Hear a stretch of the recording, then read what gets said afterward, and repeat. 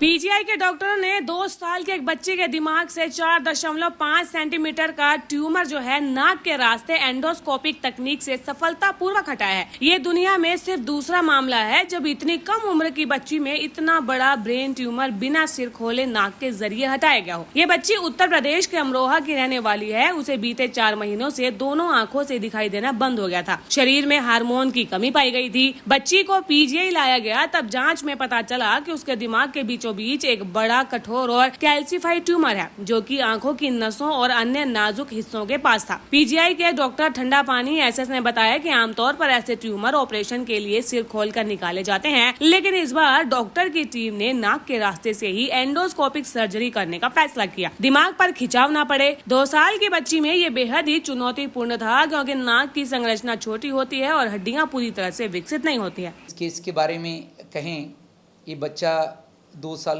की बच्ची है। ये उत्तर प्रदेश से आए हुए थे। इनको अराउंड 4 महीने से लग रहा था कि बच्चे का नज़र धीरे धीरे कम होते जा रही है, तो आसपास के डॉक्टर को दिखाया, पहले आंख डॉक्टर को दिखाया, फिर उसके बाद ये हमारे पास आए थे। एमआरआई में एक 4.5 सेंटीमीटर का एक बड़ा सा एक ब्रेन ट्यूमर था, उसको हम क्रेनियोफेरेंजियोमा कहते हैं।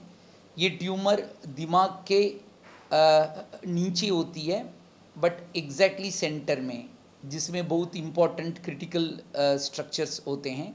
सो यूजुअली ऐसे ट्यूमर्स बच्चे में होते हैं, उसका उम्र 4 साल या उसके अधिक जो उम्र के बच्चों में ये कॉमन होती है, बट इतने छोटे बच्चे में उतना कॉमन नहीं है।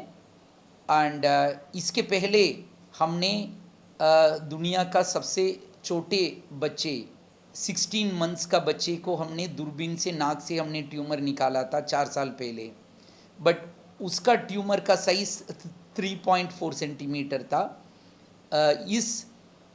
जो अभी जिस बच्चे का हमने ऑपरेशन किया वो 4.5 सेंटीमीटर है। तो हम 4 सेंटीमीटर के ऊपर हमारे साइंटिफिक लिटरेचर में जायंट ट्यूमर हम उसको कहते हैं।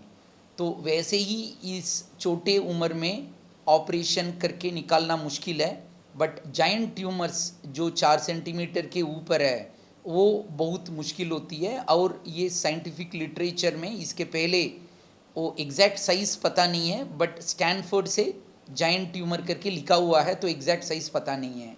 बट अगर हम स्टैंडर्ड टर्मिनोलॉजी का डेफिनेशन पे जाएं तो 4 के ऊपर होना चाहिए था उसको भी। तो ये सेकंड जायंट ट्यूमर है जो 2 साल की उम्र में नाक से निकाला गया इसमें, ठीक है। सो कंप्लेंट क्या थी बच्चे को, किस तो वजह से? इनका जैसे मैं कह रहा था, नज़र में वीकनेस थी, तो वो धीरे धीरे ख़राब होती जा रही थी। और नज़र जब वो हमारे पास लेके आए, नज़र बिल्कुल नहीं था, बच्चे का नज़र बिल्कुल नहीं था।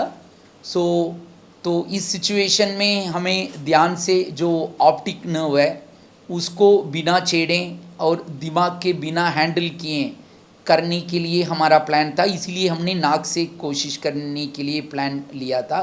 अगर हम इस उम्र में यूजुअली ये स्टैंडर्ड प्रैक्टिस ऊपर से स्कल खोल के जाना था, बट उसमें हमारा थोड़ा बहुत दिमाग का हैंडलिंग करना पड़ता है। और ऑप्टिक नर्व्स जो नज़र का जो नर्व है उसको भी हमें कभी कभी हैंडल करना पड़ता है जब हम ऊपर से जाते हैं। तो जब हम नाक से जाते हैं तो ये दोनों नहीं होता। सो इसीलिए जो ऑप्टिक नर्व का जो भी प्रॉब्लम्स और जो दिमाग रिलेटेड साइड इफ़ेक्ट सर्जरी का वो हम अवॉइड कर सकते हैं। उसी मकसद के साथ हमने दूरबीन से नाक से किया है। तो सर क्या बताएंगे सर, जैसे पिक्चर पीछे लगी है, अगर सर आप बताएंगे कि कैसे किया गया?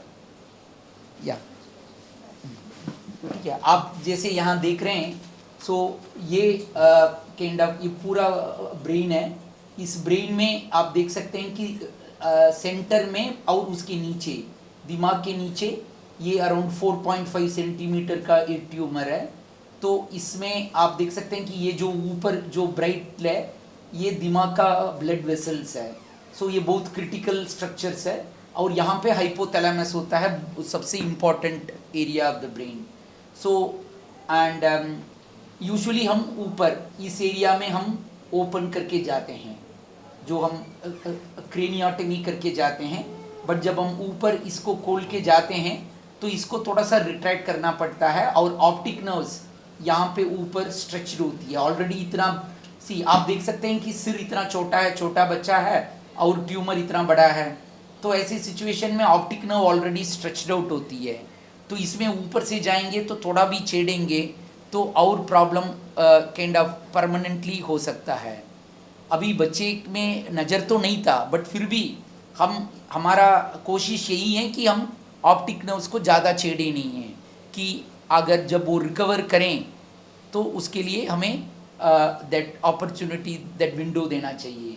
तो हमने इसीलिए नाक से किया, बट नाक से करने में फ़ायदा तो मैंने ऑलरेडी बता दिया, बट दिक्कत यह है कि नाक बहुत छोटी है। आप देख सकते हैं कि दोनों नॉस्ट्रल्स इतने छोटे हैं, तो हम इसमें बहुत छोटा एंडोस्कोप यूज़ करते हैं और इंस्ट्रूमेंट सारे छोटे छोटे यूज़ करते हैं। और आप देख सकते हैं कि बड़े लोगों में साइनसेस होता है, जो एयर पैसेजेस है, वो एयर पैसेजेस हमें रास्ता देता है अंदर जाके ट्यूमर निकालने में, बट छोटे बच्चे में वो साइनसेस डेवलप उतना नहीं होता है। आप इसमें जो